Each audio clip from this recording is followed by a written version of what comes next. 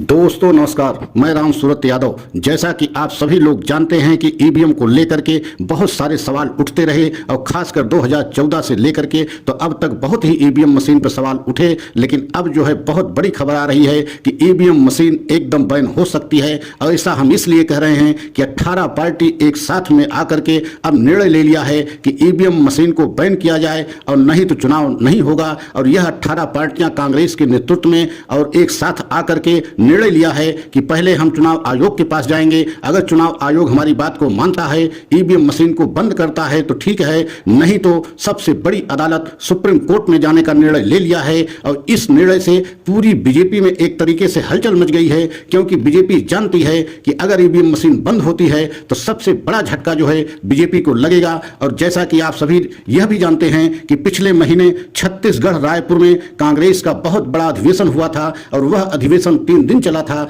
उसी अधिवेशन में कांग्रेस ने अपने अधिवेशन में यह प्रस्ताव पास किया था कि आने वाले समय में हम ईवीएम को बंद कराने के लिए वह सारे कदम उठाएंगे जो संवैधानिक तरीके से हमें प्राप्त हैं। और अब उसी के तहत जो है कांग्रेस पार्टी के नेतृत्व में 18 पार्टी एक साथ आ गई हैं और 18 पार्टी जो है यह निर्णय ले लिया है कि चुनाव आयोग से चल करके पहले ईवीएम मशीन बैन की बात करेंगे। अगर चुनाव आयोग हमारी बात मानता है तो ठीक है, नहीं 18 पार्टी देश की सबसे बड़ी अदालत सुप्रीम कोर्ट में जाकर के हाजिरी देंगी और तमाम ऐसे सबूत जो है पेश करेंगी कि ईवीएम मशीन को बैन किया जाए और एकदम स्वतंत्र और निष्पक्ष चुनाव कराया जाए। तो आप सोच सकते हैं कि आने वाले समय में इस तरीके के अब संकेत मिल रहे हैं कि ईवीएम मशीन बैन हो जाएगी और बैलेट पेपर से पूरे देश में चुनाव होगा। तो आप कल्पना कीजिए कि ऐसा अगर हुआ और जैसा कि अब संकेत मिल रहा है उससे स्पष्ट हो रहा है कि जिस तरीके से जो है मुख्य न्यायाधीश चंद्रचूड़ जी इस समय सुप्रीम कोर्ट के आए हैं, जब से चंद्रचूड़ जी सुप्रीम कोर्ट के मुख्य न्यायाधीश बने हैं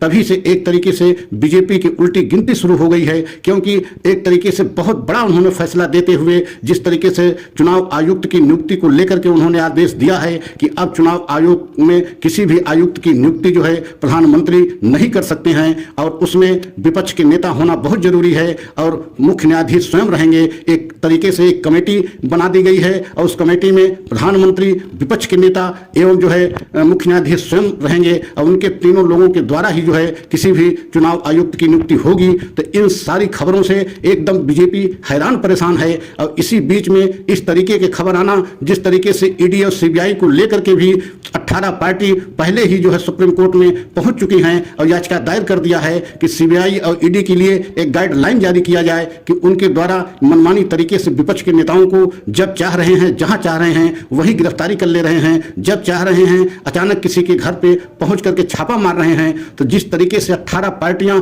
एक साथ सुप्रीम कोर्ट में पहुंची हैं उसमें आने वाले समय में बहुत बड़ा जो है हो सकता है फैसला हो जाए। सीबीआई ईडी को लेकर के भी अगर कोई गाइडलाइन जारी कर दी गई तो इससे बीजेपी को और बहुत बड़ी मुश्किलों का सामना करना पड़ेगा, क्योंकि विपक्ष यही हमेशा आरोप लगाता रहा और ये सत्य भी है, आंकड़ों के मुताबिक भी यही सही है कि 95% जो है विपक्ष के नेताओं की गिरफ्तारी हुई है, उनके खिलाफ ईडी और सीबीआई मुकदमा कायम किया है। 95% जो है विपक्ष के नेताओं की गिरफ्तारी करना और उनके खिलाफ मुकदमा कायम करना इस बात को साबित करता है कि सीबीआई और ईडी एक तरीके से सरकार के इशारे पे काम कर रही हैं। और इसी बात को लेकर के 18 पार्टियां इस समय सुप्रीम कोर्ट में पहुंची हैं और उसमें भी जो है याचिका विचाराधीन है। हो सकता है आने वाले समय में उसमें भी बहुत बड़ा फैसला आएगा और उसी के तहत अब जो है ईवीएम मशीन को लेकर के भी फैसला कर लिया गया है कि 18 पार्टियां बहुत जल्द जो है सुप्रीम कोर्ट में पहुंच सकती हैं। अगर चुनाव आयोग उनकी बातों को नजरअंदाज किया, उनकी बातों को नहीं माना और ईवीएम मशीन को बैन नहीं किया तो ये 18 पार्टी सुप्रीम कोर्ट में पहुंचेंगी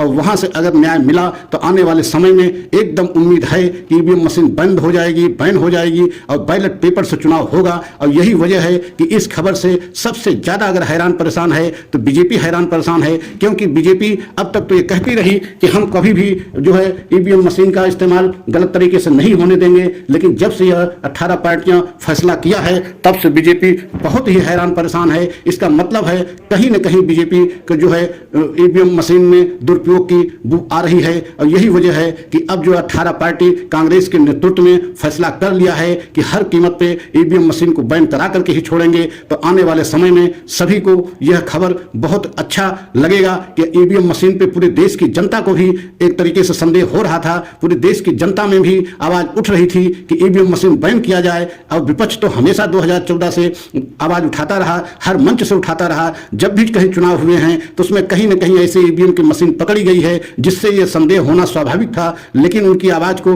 नजरअंदाज किया गया। लेकिन इस समय जिस तरीके से सुप्रीम कोर्ट एकदम सख्त हुआ है, खासकर चंद्रचूड़ जी जब से चीफ जस्टिस बने हैं तब से बहुत सख्त लहजे में एकदम सरकार को हिदायत दे रहे हैं कि कोई भी कार्य पारदर्शी ढंग से किया जाए, स्वतंत्र एवं निष्पक्ष ढंग से काम किया जाए। तो उससे पूरी बीजेपी हैरान परेशान है। और अगर ये 18 पार्टियां सुप्रीम कोर्ट में पहुंचती हैं और वहां से ईवीएम मशीन बैन होती है तो यह बहुत बड़ा झटका होगा, खासकर बीजेपी के लिए। और आने वाले समय में देश की जनता के लिए बहुत ही बड़ी खुशखबरी होगी कि बैलेट पेपर से चुनाव होगा तो एकदम निष्पक्ष एवं स्वतंत्र होगा, उसमें किसी प्रकार के संदेह करने की कोई गुंजाइश नहीं रह जाती। क्योंकि बैलेट पेपर से पहले भी हमारे देश में चुनाव होते रहे और यही नहीं, बड़े बड़े विकसित राष्ट्र अमेरिका, फ्रांस, जर्मनी जैसे बहुत बड़े बड़े राष्ट्रों में बैलेट पेपर से ही चुनाव होता है। लेकिन हमारे यहाँ कुछ दिनों से मतलब 15-20 साल से एकदम ईवीएम के सहारे हो चुनाव चल रहा था। लेकिन अब जिस तरीके से राजनीतिक पार्टियां खासकर 18 पार्टी इकट्ठा हो गई हैं, उससे ये लग रहा है कि आने वाले समय में एकदम जो है बैलेट पेपर से ही चुनाव होगा। क्योंकि चुनाव आयोग माना तो माना, नहीं सुप्रीम कोर्ट में ये याचिका दाखिल की जाएगी और वहां से उम्मीद पूरी है कि जो है ईवीएम मशीन को बैन किया जाएगा। तो आने वाले समय में ईवीएम मशीन बैन होगी और बैलेट पेपर से चुनाव होगा। सभी देशवासियों को हमारा सच अच्छा लगा हो तो लाइक सब्सक्राइब करें, कमेंट के द्वारा अपनी राय अवश्य दें। जय हिंद, जय भारत।